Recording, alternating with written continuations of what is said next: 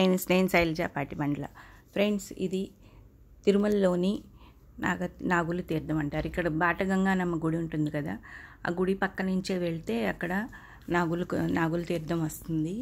అక్కడ ఒంటరిగా వెళ్ళొద్దండి, కొంతమంది కలిసి వెళ్తే బాగుంటుంది.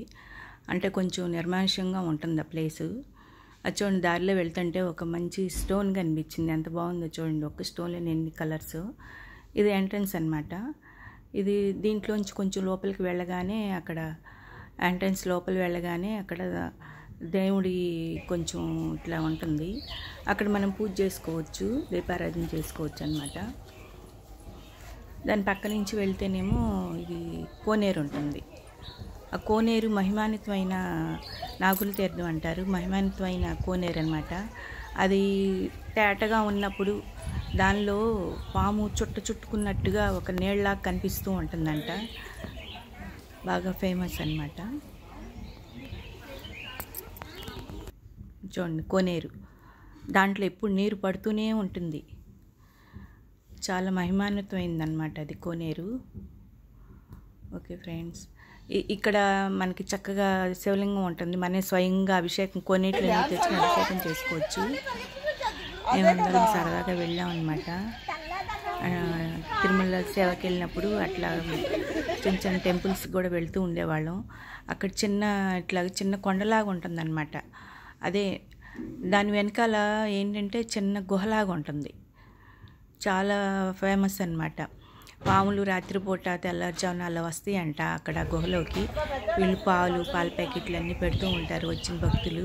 అవి తాగేసి వెళ్ళిపోతుంటాయి అని చెప్పి అక్కడ స్థల పురాణం. చాలా పెద్ద పెద్ద పాములు వస్తాయి అంట ఫ్రెండ్స్ అక్కడ. అందుకనే కొంచెం మనం ఒక సామూహికంగా నాగుల తీర్థం గురించి.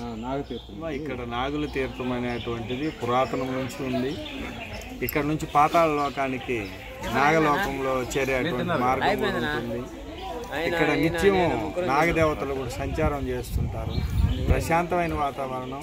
మనకేమన్నా మనసులో తీరని కోరికలున్నా, అలా మనం ఏదన్నా కొన్ని ఆశించి ఇక్కడ ఏదన్నా మనకు బాధలు కష్టాలు ఏమన్నా చెప్పుకున్నా అవన్నీ కూడా నెరవేరుతాయి. నాగదోషాలున్నా, సర్పదోషాలున్నా, కొన్ని మనకి ఇంట్లో కష్టాలు ఏమన్నా ఉన్న కుటుంబ విషయాలు కూడా అన్నీ కూడా పూర్తిగా ఇక్కడ తగ్గిపోయి మనకు మంచి జరుగుతుంది అనేది పూర్వం నుంచి ఉంది.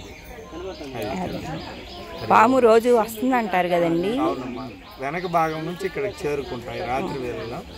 మళ్ళీ ఉదయాన్న మానవులు కంటపడకుండా ఆపద తలపెడతాయి అనేసి అనుకుంటాం కాబట్టి మళ్ళీ అదే ప్రాంతానికి అవి చేరుకుంటాయి.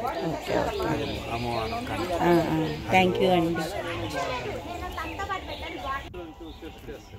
మాకు నాగుల తీర్థం నుంచి బయటకు వచ్చేప్పుడు వరాహస్వామి మాకు దర్శనం ఇచ్చారంటే మనకి అది గుర్తు ఏంటంటే అడిగిపోయిందంట. మూతి ఇట్లా పొడవుగా ఉంటుందన్నమాట. మేము అసలు తిరుమలలోకి అడుగు పెట్టగానే మాకు 4-5 వరాహాలు మాకు కనిపించినాయి.